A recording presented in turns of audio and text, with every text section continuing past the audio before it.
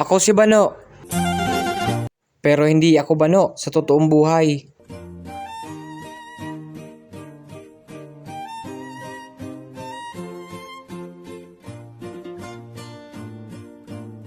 Dala natin ngayon 119. Madaming balke at madami din munisipyo. Kaya all in all, yung kikitain natin dito wala pa rin. Lahat lang to pending. Ano? wala na tayong panggas. Sasahod din naman tayo kung pangbayad lang sa mga utang natin. Bago pa naman daw yung ano namin dito, policy. Dapat daw maaga na. Nakakapagod na rin.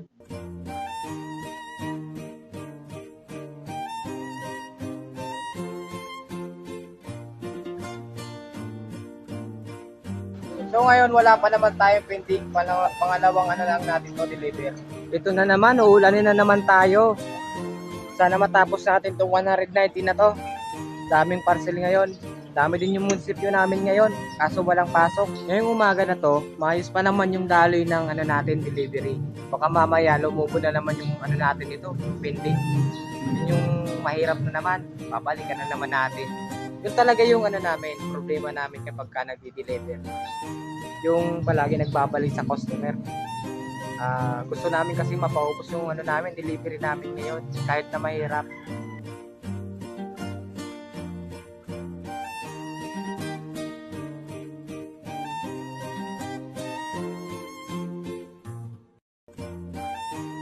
Kapag Sabado at Linggo dito sa amin, yung mga customer ko dito, positive naman kasi nasa bahay lang naman nila. Wala kasing pasok ngayong araw pagka Sabado at Linggo. Yun yung magandang chance para mag-deliver. Kim! 459.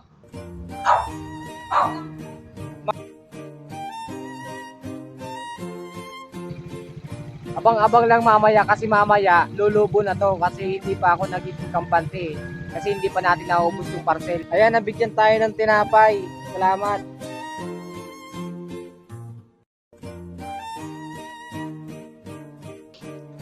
Naka-receive tayo ng 13 pesos sa isang customer. Tatlo na yung pending natin ngayong oras na to. Alas 12 na ng tanghali.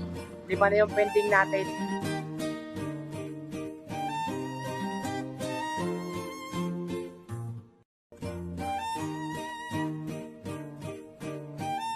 Mukhang matatagalan tayo, guys. Kami pa naman tayong i-deliver, guys. Madami-dami pa to. Madami pa tayong daraan ng pagsubok ngayong araw na to.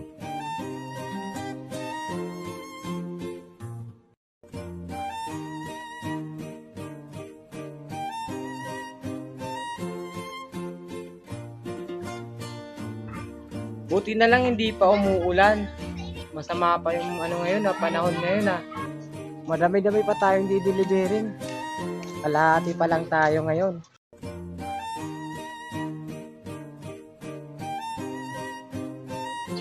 Medyo nakakaramdam na tayo ng pagod, mga idol.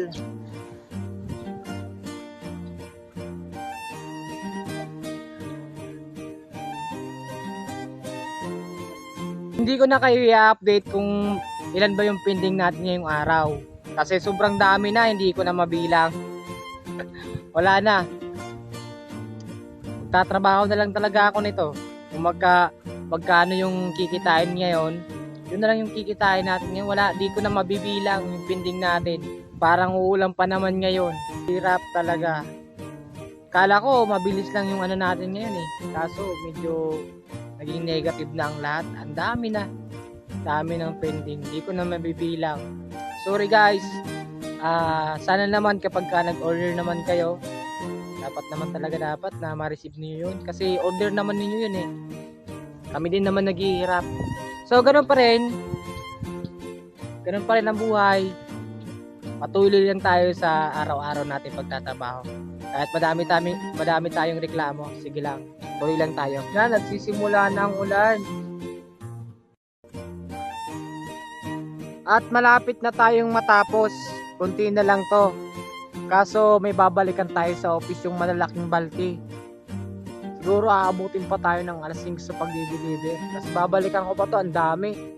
Mahihirapan lang tayo mag-adjust nito. At yun, malapit na din tayo matapos. Andito na tayo sa dulo.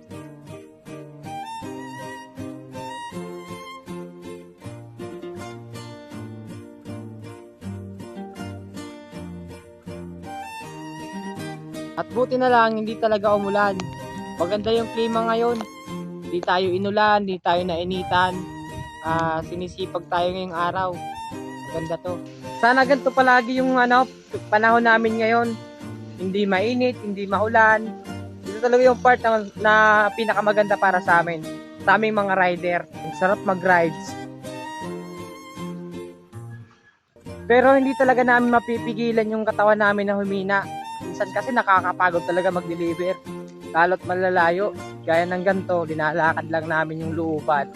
Yun yung pinakamahirap din sa amin. Ito na yung sinasabi kong second wave namin. Madami to, malalaki.